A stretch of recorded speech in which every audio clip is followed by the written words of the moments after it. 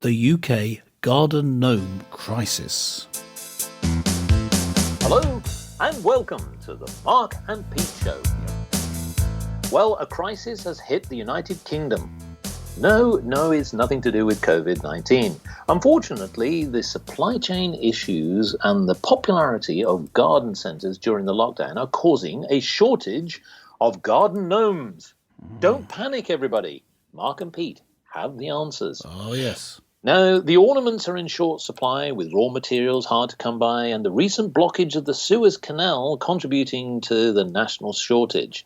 Well, in fact, Ian Byrne, who's the assistant manager of Highfield Garden World in Whitminster, has said there's been a massive upswing in the sales of garden gnomes. We just haven't seen a gnome in 6 months now, unfortunately. What a disaster this is. Where will clergyman Pete put himself? Well, unfortunately, many people see that garden gnomes as cute, funny little things that actually adorn one's gardens. But is this actually a good thing? Should we actually have more garden gnomes? Well, I've got a little story for you here, and it's called...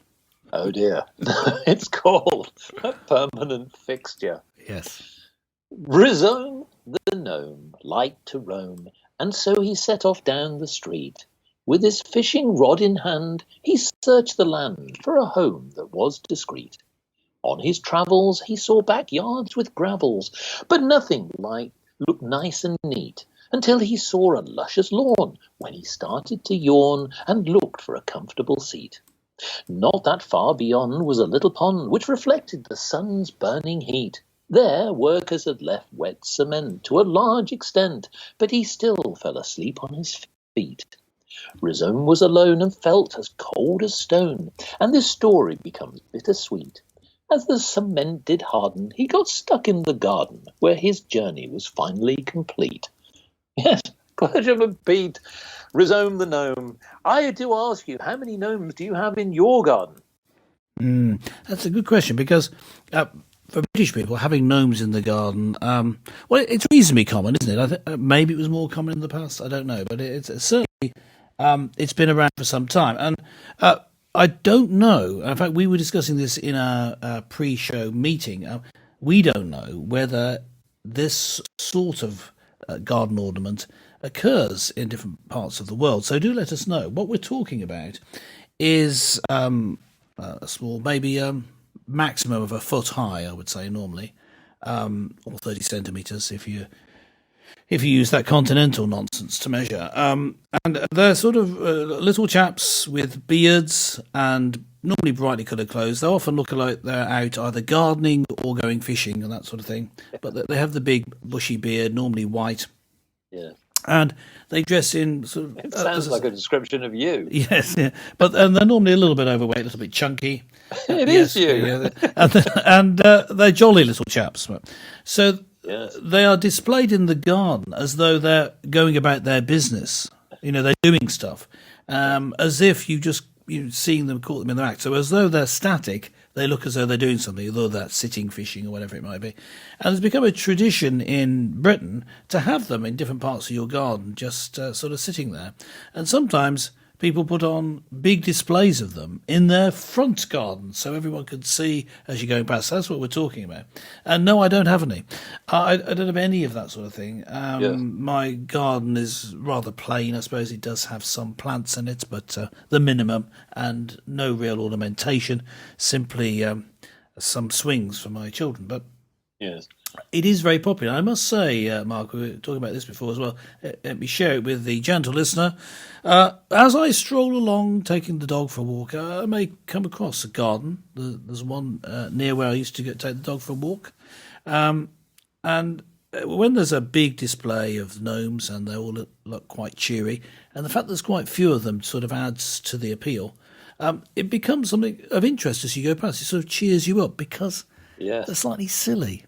And so, I would even change my route so that I go past this garden just to see what changes have been made.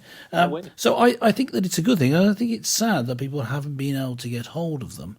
Although I think possibly because garden centres from where you would a type of shop where you would normally buy a gnome. They just got very popular, didn't they? Because you said Yes. nothing to do with COVID-19, yeah, but something to do with the effects of lockdowns, maybe. Well, indeed. So you're rooted to your root to be able to see the roots where the gnome happens to be. Something like that, yes. Indeed, yes. Now, here's a serious matter, because as we know, as you quite rightly say, we're in a world of doom and gloom. But yet, yes, garden gnomes actually bring a bit of cheer to everyone's life. Of course they do, yes. And what's Lovely interesting things. is that from a business point of view, as garden centres will know, this is actually a big earner. But of course, with the lockdown, people haven't been able to get out and about and buy these sort of things. Yeah. And of course, we all know that in Britain and in other parts of the world, people like to tend to their gardens.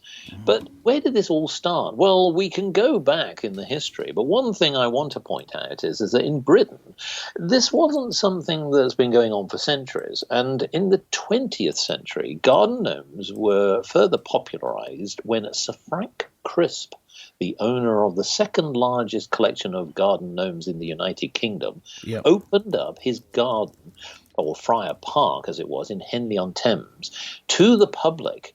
And he did this at least once a week from the year 1910 to 1919.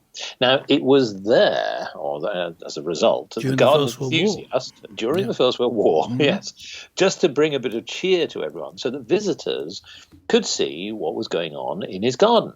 Now, the irony is that as that particular moment in time, in Germany, gnomes actually declined during the First World War. Well, not a surprise. But they actually became more popular because of the film, the Disney film, Snow White and the Seven Dwarfs. Ah, Yes, you see. Yeah. So this is where essentially the popularity of those little ornaments in the garden took off because of the characters. And of course, people are very familiar with Happy Sneezy, Dopey, Mark, and Clergyman Pete, and many other funny little creatures like that. And so the idea of a garden gnome where some people spend hours even making their own. Well, many people in lockdown have actually taken to doing it themselves. yeah. So what I would say here is, as we start to think about getting, into activities and thinking more on the lighter side of life, why not we actually start doing more things like putting garden gnomes out in our front garden, back garden, or even if you have a little windowsill or maybe something even in your flat, have little garden gnomes scattered around. They don't have to be just in the garden. Why not have them around your home? Yes. Are you saying then that it's got the garden gnomes are going to be back? I mean, there's such a poor supply of them. But I understand that you can get kits to make your own garden gnomes. Oh, absolutely. Yeah. Yes. So therefore, I don't think you want to limit yourself to the international supply, because who knows when there might be another shortage? You just don't know. So it's best not to limit yourself to that if you're going to keep your supply of gnomes going. You can buy sort of molds to make your own garden gnomes. Yes. Well, That's my bit of advice. Well, indeed, and I did sort of think there that if maybe this could actually be done by policy, that essentially anyone with a garden has to have a gnome. And if you weren't, it's almost like a symbol of the fact that you're not really at your best. You're not happy. Whereas with a little happy group of gnomes scattered around your garden is a sort of reflection that you're more on the lighter side of life. Yeah, I don't like the idea of enforcing it. I think rather we should. No, rather I think it should be encouraged. One way I would be encouraged with is if a minister of gnomes. You could have a minister of gnomes. That's a very good idea. But I think really there should be a Prime Minister Boris Johnson gnome made. Yes. Perhaps he could sit in the garden of Number 10 Downing Street and model it. In fact, each press conference he could be in a different position. Maybe fishing, maybe digging, and then sell a gnome of whatever he's doing that time. And if he made that sort of encouragement, such as he liked to encourage me to cycle and run and that sort of thing, and to eat sensibly, perhaps he could sell Boris Johnson garden gnomes. I, for one, would buy one and hit it with a hammer. Well, yes. Now that's the point. They could be a target of one's angst. No, but you see, people need to be able to express themselves, especially in these uncertain times. But that is that's terrible news, isn't it? But hopefully we'll be able to struggle through the lack of supply of garden gnomes, possibly making our own, possibly being more inventive with the ones we already have. Well, I was going to invite our intrepid listeners to think about where they have seen garden gnomes and in the most peculiar places that they've ever found a garden gnome. People have ironically found them on buses. Not necessarily driving the buses, but actually found on buses. They found them on trains, planes. They've found them in sewage plants, and they've also found them in very other peculiar places in society. So, listeners, where have you seen a good example of a fine array or a good family of gnomes, or the most peculiar place that you've actually found a gnome? Why not tell us, actually write in. And if you are a gnome who happens to be well at home, write in and let us know your story. We'd love to hear from you. Log on to markandpete.com and let us know your thoughts. Well, yes, this is a crisis, I know, that's befallen the United Kingdom, but hopefully one, as Clergyman Pete has mentioned, that will soon be solved. We look forward to seeing more garden gnomes out and about, and of course in Parliament. Well, join us again next time for more topical topics with Clergyman Pete and Businessman Mark.